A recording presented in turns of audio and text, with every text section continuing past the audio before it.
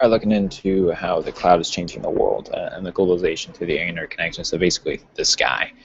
Looking into the cloud, my favorite feeling in the world is truly when it's midnight and all of a sudden my computer crashes and everything that I had been working on disappears. It's actually not my favorite feeling, but now I understand why I lost at work. Before I thought Google Drive would save my work right away. Why didn't Microsoft Word do that? There's definitely something to be said for that, and then now I can understand why.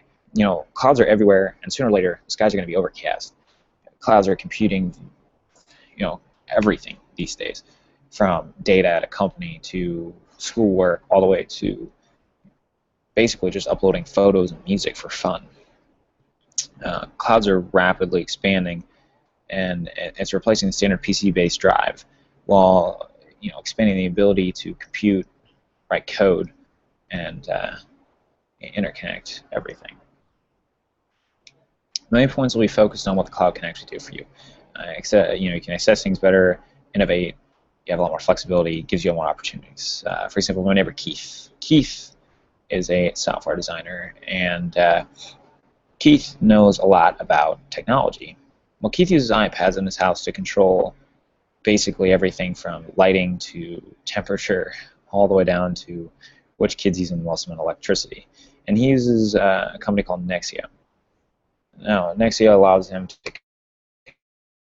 control all of his accounts, Hulu, Pandora, whatever he's listening to or using. And he can also use Nexia to basically operate his enterprise suite Oracle. He has his credit card info on there, and it basically has a keychain for him to pay for things and operate his business like he has workers, but he's basically calling the shots. Keith is just a private example of this. Looking at a larger example, we have you have such a large cloud base. You can have multiple clouds shooting off to multiple servers. Looking at Anheuser-Busch of St. Louis, Anheuser-Busch brews more than 340 million gallons, or sorry, 31 million 31 gallon barrels. So that's about over like 2 billion gallons of beer a year. And using the Internet of Things, they can actually test beer quality, how much of certain ingredients in there, how warm, cold the water is, how long it's been sitting in a tank and fermenting, to the point where they know exactly where the beer is and along its process, and whether or not it'll taste like it should. You can always trust for Budweiser to taste like Budweiser because of this. And they control it all the way from St. Louis. The factory on the left here is Anheuser-Busch in St. Louis. Factory on the right is Anheuser-Busch in Fort Collins, Colorado.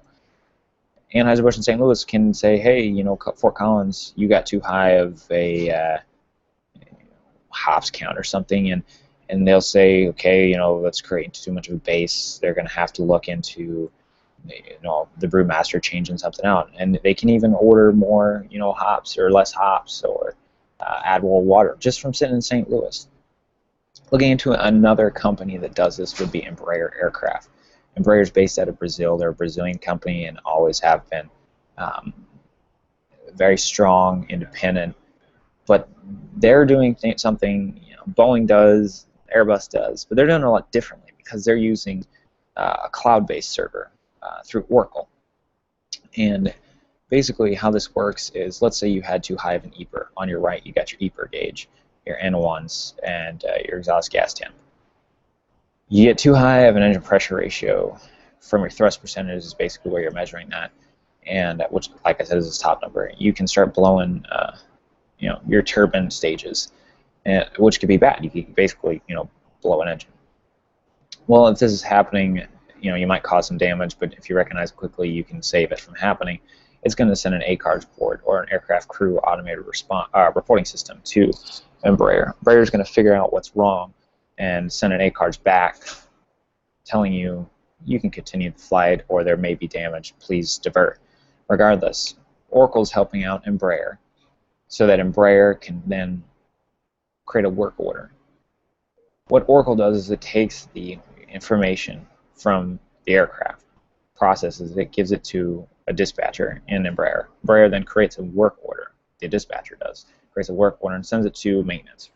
The problem with this is that these airlines that are operating this aircraft, for example, SkyWest, Republic, all have separate maintenance departments. So Embraer has actually worked with Oracle and these airlines to completely cover their whole fleet, whether the plane's flying from Tokyo to Hong Kong or Rome to Madrid or Dallas, Fort Worth on up to St. Louis. It's covering all of the engines, on every single Embraer aircraft. It's amazing what they can do. By creating these work orders, you can then have a maintenance request on the ground, and the plane can be turned around just as quickly as it would be if it didn't have a problem. Looking at concluding everything, what the cloud computing could do for you as the person. You can upload a video from the iPhone on the left, and it goes to the cloud, and also you can view it on your iPad. There's a lot more things that you're able to do these days. For example, the new iOS 8 just came out with some insane iCloud shenanigans, like the drive, the new iCloud drive, where I could finish typing something on my iPad and it'll be readily available on my iCloud folder on my Yosemite system on my MacBook. It's amazing how quickly this stuff moves back and forth and interconnects things. If I'm sharing with somebody else, moving on, for example, you can be doing anything from flying an airplane, driving a taxi cab, driving a train, tracking a package, managing light bulbs and electricity, trash cans, and how full your trash cans are, radioactivity, whatever it is. You basically can monitor it through the cloud and the Internet of Things using software programs that are either coded and sold for profit or open share. It really doesn't matter. For example, Keith uses a lot of open share software because that's what he does. He's a software programmer. There are many other options for computing software, and it doesn't necessarily have to be limited to open share or for sale, but it all can go to the cloud. You have the drive on the cloud, and it can come from a PC or a Chromebook, whatever it may be. And so, just like I did with this presentation and this project, everything can go to a cloud. Cloud technology is skyrocketing. It's the #1 way to communicate, and we need to adapt. A PC can communicate some object with some object via the cloud, all using some form of software, whether it's open or for lack of a better word, closed. And the amount of interconnectedness is really changing the world, globalizing us so much more quickly. The cloud is definitely something that we all need to embrace.